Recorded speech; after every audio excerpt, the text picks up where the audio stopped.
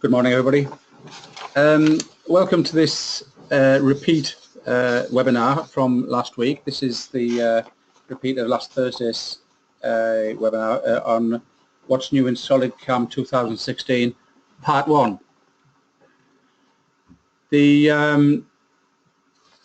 reason for the repeating of this of the webinar, the same webinar, is just to give everybody a chance to see what is new if you didn't have a chance last week.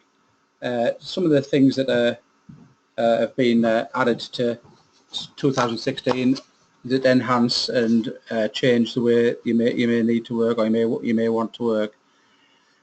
There have been over 80 improvements in SolidCAM 2016. We have some more major enhancements, major feature enhancements, and also some more minor, smaller improvements to the working interface that basically add up to a slicker, smarter SolidCAM, and therefore a time-saving SolidCAM that's in a more productive SolidCAM for you. Due to the amount of extra features that have been added to SolidCAM 2016, we are running a series of one-day courses to show the benefits of these extra features and the different way that you may need to be working on your types of machine. So I'll be showing a slide at the end of this webinar showing details of how to arrange a one-day course should you think you require one. Okay, let's have a look at some of the major enhancements that have been included in SolidCAM 2016. The major enhancements I'll be going into in more detail in tomorrow's webinar. There'll be another webinar, a repeat of last Friday's webinar. There'll be another chance to catch that tomorrow, and I'll be going into what we consider to be the more major enhancements in SolidCAM 2016. We have something, as you can see from the slide there. Hopefully you can see that slide. If you can't see that slide, please let me know. We've got something that we're calling Advanced Mill Turn Solutions. Well, that's a catch-all phrase that basically covers the enhancements and additional strategies that have been included within the mill turn and turning itself. Both options coming together there. The advanced mill turn solution is a bit of work gone on behind the scenes, so to speak. It's how the internal SolidCAM engine has decided or has been changed to enhance the way the machine itself works and calculates changes to plane and axes, etc.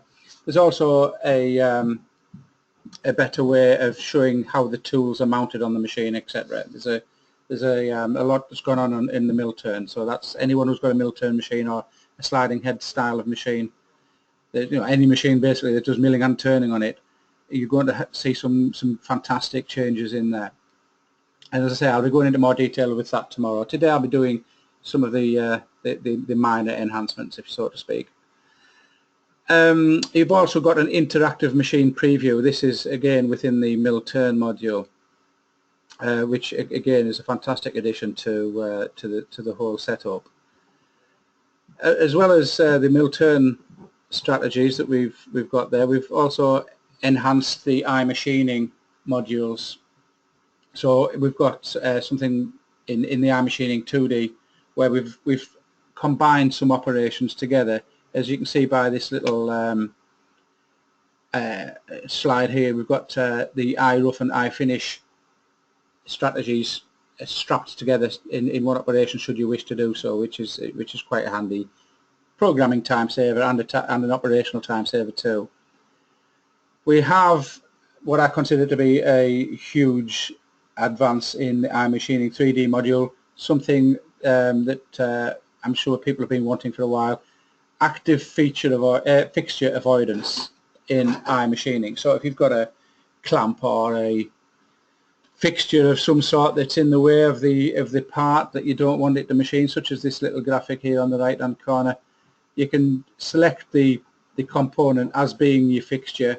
You can choose how far around the fixture you want to give it a clearance area, and then it will just skirt around it, as you can see from that little graphic there. It just does it straight away, no messing. which I think is brilliant. Once again, as I say, I'll be going into more details tomorrow on that. And also something that people have been asking for some time is being able to mirror a component or an operation or a series of operations on a plane or over a different coordinate system, which is an easy way of creating a left-hand version of a right-hand part, or vice versa, without having to calculate all the tool path on that other model. So you can regenerate your tool path on a mirrored version of the part, and then you can, in theory, associate your left hand or your opposite hand part onto that tool path, which again, as I say, is a great time saver. In other news regarding features and enhancements, we've got some things that we've got added into 2.5D that will be of interest to people who have the basic package as well, the 2.5D. And if you don't have the mill turn and you don't need the mill turn or whatever, you've still got some goodies in your basket, so to speak. So what we've got in the profiling operation, we've now added the variable depth option in there. As you see, that already exists in the pocket. We've got variable depths to be able to select variable depth profiles. They've got to come from the same height, but you can vary them in depth. And I shall be doing a demonstration on these shortly. We've also enhanced the pocketing strategy with, not only has it got variable depth, but it's got variable start heights as well. So basically variable levels in the 2.5D milling pocket strategy. We also have various ways of selecting geometry a little bit faster than usual. It's always a bit of a pain sometimes, depending on the shape of your model and what have you, to select the geometry lines on in the 2D. Well, not just the 2D, but any of them. It can become quite a time-consuming thing. Zooming in, clicking lines here, there, and everywhere, and trying to get it to automatically select where you want it to go, and it goes somewhere else. And we've enhanced that a little bit. There's a few extra icons that you can see on the right hand side here where I'm circling my arrow, my cursor. You can see there's a few icons that have changed slightly, and it's basically to help you select a strategy of chain selection, and it just lets it create it a little bit faster.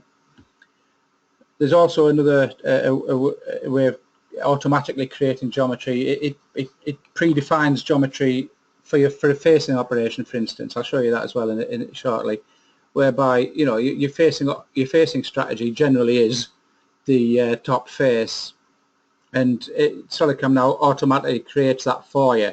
You can choose not to use it, but if you do want to use it, it's already there selected for you. So it's a bit of a time saver. We also have, again, with the mirroring that I mentioned earlier, we've also got the mirroring the toolpath around the axes in HSS and 5-axis strategies. So whilst you may have a horizontal machine, rather than having the mirroring automatically go around the spindle direction, you can mirror it around another axes, like your y-axis or your x-axis, for instance. So that's handy. In our machining 2D, we've had made a little addition to that as well, where we've if you've chosen to do a pre-drilling operation for a pocket, for instance, where you've drilled down into it with a nice big U-drill or something, or, well, not a U-drill, a straight normal drill where you've got an angle point on it. The iMachining 2D strategy now will automatically remove that. If you're using the drill as a place to drop your tool into, it will automatically remove the drill point for you, wrap it straight down to it, and just mill that away. So that's another, again, a time saver. All these little things add up to saving time on your operation. Where my cursor gone to? There we go. Okay, what we're going to do now is look at a couple of other things in 2.5D milling. Then then we'll I'll do a nice little demonstration of some of the enhancements for you. One thing you'll notice when you open your profiling operation up in SolidCAM 2016 is the fact that you can now add compensation at any stage of the machining process. So you've got more control over it. So you can add whether to select compensation on the roughing strategies, the roughing passes at all, compensation on the finish pass, which is where you normally have it. I must say I don't tend to use it on the roughing passes, but you can. And compensation on any clear offset passes that you may have put in. So if you've got a clear offset pass in here where you've held off the profile and you're stepping over towards it, you can put compensation on them passes as well. So it's there for you to select if you should you ever need to use it. Another little enhancement that's been made, it's just in one of the pocket recognition strategy. Now for you guys who don't have pocket recognition or know what pocket recognition is, it's an extra within the 2.5D module where we've got something called feature recognition, which is another great time saver. Automatic feature recognition, where if you're roughing and then finishing something that's got lots of pockets or lots of holes, or even just chamfering, you can automatically recognize features for chamfering, drilling and pocketing, and it's again a time saver. But one thing that we've added in there in the pocket recognition strategy, we've got a new icon there for lower level of the milling levels. You know, if you've got a tool flute length of a certain length and you know that you're not going to be able to reach the lower pockets, then you can limit the level or whatever by restricting it here, so it will not reach some of the lower features that you don't want to feature, that you don't want to machine, sorry.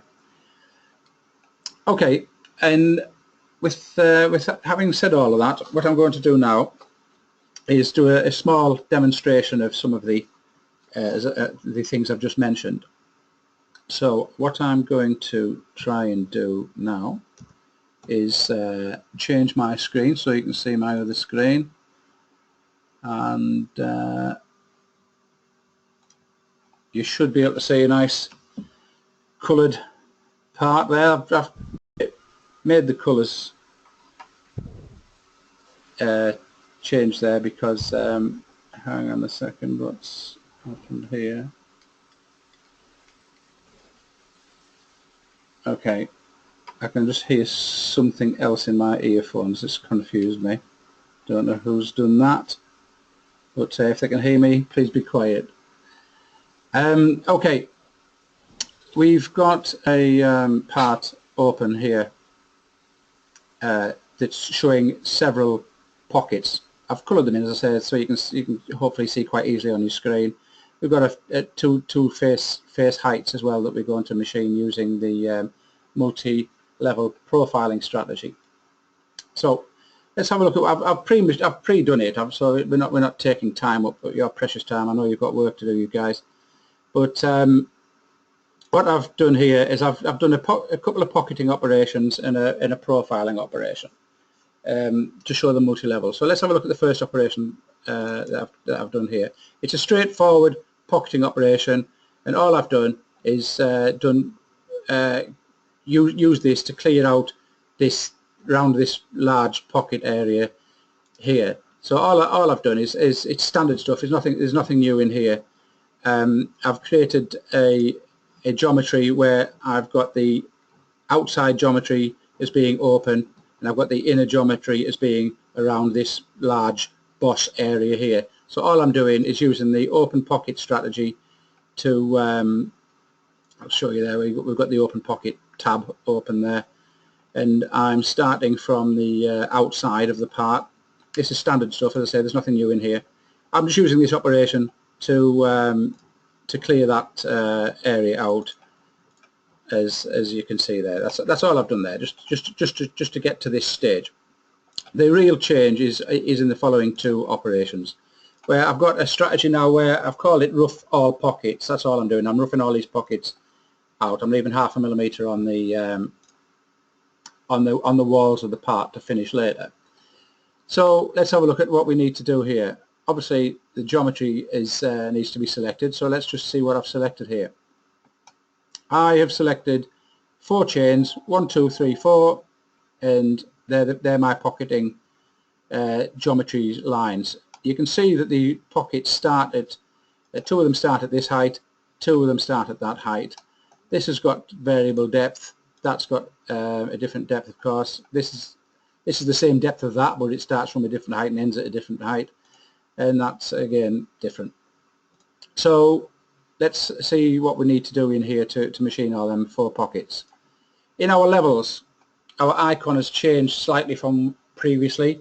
Yes, you have the constant icon and you've got the now variable icon, and in our variable levels tab we can now see how we can select the various upper levels and depths of the pocket. So our upper level for chain 1 and 2, as you can see here, is 0, that's our top face, and the upper level for these other 2 pockets, chains 3 and 4, are at -10 level, which is what the level of that yellow face is, and you can see the varying depths from them levels. Okay, and what that gives us is a sorry, let me go back into that. All I've done is left a wall offset of 0.5 mm on there, so all I'm going to do is pocket them out with a it should do a ramping. Why is that not? Why is that changed? Let me see what this does. If this has changed somehow. Solid verify. Let's have a look. Yeah, we're just going to mill that out. I'll slow this slider down so we can see what it's doing. We're just going to mill that down. That should have been helically milling down there. I think I accidentally knocked that off last time I was looking at it. But yeah, we should be helically milling down there. But I'm glad we're not, actually, because it's the graphics take a bit of time. Let me just whilst I'm in here, let me just have a little. Yeah, that's why it's because it's so time consuming on the graphic, doing the helical approach. But you can see what we've achieved here is we've achieved the machining of 4 pockets at different start heights and different depths, all in one operation, which is the point I'm trying to make. It's a time saver, a programming time saver. It'll not necessarily save you time on the machine, although it may, but it's definitely going to save you time programming it. Keeps your toolpaths, your cam tree chain shorter. Okay, let's have a look in the following operation. Now we've done them pockets, what I need to do is I need to create, I need to machine around there, and I need to machine around here to this depth here where this pink face is. I think it's pink.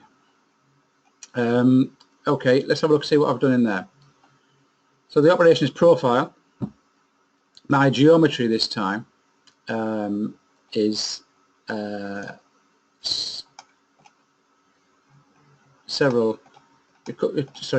two chains here, where we've got the upper level here and the lower level outline here. The inner outline and the outer outline there.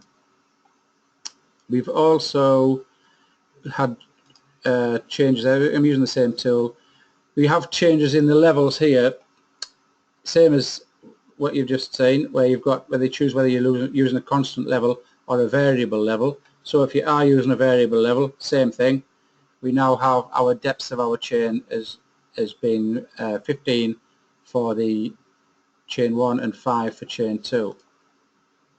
And what does that give us? As you expect, it gives us 2 chains of 2 different levels.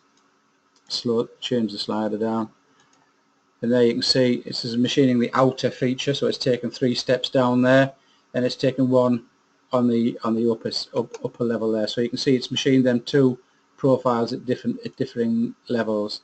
The thing with doing this is you've got to make sure that your strategy is suitable for both chains. You know, step down, step overs, all the rest of it. So it's got to be suitable. But you can get it to calculate it itself. You can give it a maximum step down value and it'll work all that out itself. Okay, whilst I'm in here, I did mention about geometry selection being easier and so on. I'll just show you a quickie where I mean, I haven't faced this off at the top, but if I was to face this part off at the top level before I then did my pocketing strategy up here, if I was to add a face milling operation here, we can see straight away I haven't even done anything. It's there, it's decided, it's created my face milling toolpath already for me. I haven't even done anything. And if I click on show, you can see what it's done there. It's created a boundary around there. Okay, it might not be the size of the stock, it's the actual size of the model. That's what it's done by default. It'll put a box around it by default. But I haven't even done anything, so you can't get quicker than that, can you? As soon as I opened it up, it was there. So that is a time saver, it most definitely. So yes, as I say, you may not want that. You may not want that profile. May not be what you want, but if you did want it, it's already there for you. So it's a potential time saver, shall we say? Okay, let's have a look back at our slideshow. Let me just go back into showing you the slideshow screen, and I shall now change my other screen. Okay, we've got a couple of other little things to show you chaps in the turning module. We have a couple of enhancements. I mean, there's lots of enhancements in the turning module. If you've got a mill turn machine, it becomes it's some huge changes. But in the turning module itself, if it's just a straightforward lathe, you've still got some nice stuff to play with. One of the more obvious things is when you look at your tool graphic representation, you can see that your spindle direction, for instance, is given, so you can see whether your tool is the correct way around for the spindle direction and all the rest of that. You've also got a new interface in your relationship on your tool carousel or your tool turret. You can see your tool, you can see it isolated, you can see it in its mounting, you can see it on the turret, you can see it in relationship with other tools to see what the configuration is, to see if there's any potential conflicts. You can show the machine itself. If you've got machine simulation, you can see the whole shebang, you can see everything together, so it makes more sense. You can also see the coordinates on there. So there's lots of things to see there. So there's lots of new enhancements, as I say, in SolidCAM 2016. As I said earlier, over 80 enhancements have been added to this. And as I also mentioned earlier on, we are running a series of one-day courses for people, not only just upgrading to 2016, just to show that what this is generally for. It's for people who perhaps have had SolidCAM for quite a few years now. They've not necessarily been on any training for a while. They may have had a change of staff. You've picked it up as you've gone along, and you may not be aware of some of the latest feature enhancements, time-saving things that's been added into SolidCAM over the years. So it's not just for 2016, it's for anybody who feels that they need a little bit of a, not a refresher so to speak, but just being made aware of what you can and can't do in 2016 since the last time you seriously looked at it. So if you do require, or you feel as though you may need some extra training or an awareness course, whatever you want to call it, please give Louise a ring on the number that you can see on your screen there, 01226 241 744, or you can email Louise at solidcamuk.com. Now tomorrow I shall be doing a longer presentation of what's new in SolidCAM. The course is called, so the webinar is called What's New in SolidCAM 2016. It includes demonstrations of the mill turn module, the advanced mill turn solution that we're calling it, and I'll show you some of the features that's been added in there, and I think you'll agree when you see them that they are pretty funky. I'll also be showing you a demonstration on the eye machining strategies that have been added, such as the drill, machining the drill center out, and also the active fixture avoidance strategy there, and the part mirroring. We'll have a look at some part mirroring tomorrow. So it'll be a reasonably length webinar tomorrow, perhaps 40 minutes or so, so hopefully you can spare the time tomorrow to look at that. It'll be particularly interesting to those of you who have mill-turn machines, such as sliding heads, twin spindle machines, etc. The more complex the machine you have, I think the more useful it's going to be to you. Also, for you chaps who have eye machining, it's going to be of interest to you guys as well. Okay, that's enough of me waffling on for today. I'll just leave this slide up for you for a few minutes whilst I take any questions that you may have. I am looking at my screen now and I can't see anybody's particularly asking any questions. The one question where you that you may want to know, you may want to ask, is when can I have it?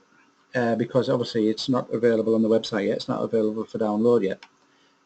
What I can say is that all our customers, our direct customers, who have attended this webinar today or are intending to, who attend the webinar tomorrow, can have SolidCAM 2016. Just give us a ring, drop me an email at les@solidcamuk.com or louise@solidcamuk.com, and let us know that you're interested in having a pre-release version of SolidCAM 2016, and we'll send it to you, make it available to you straight away.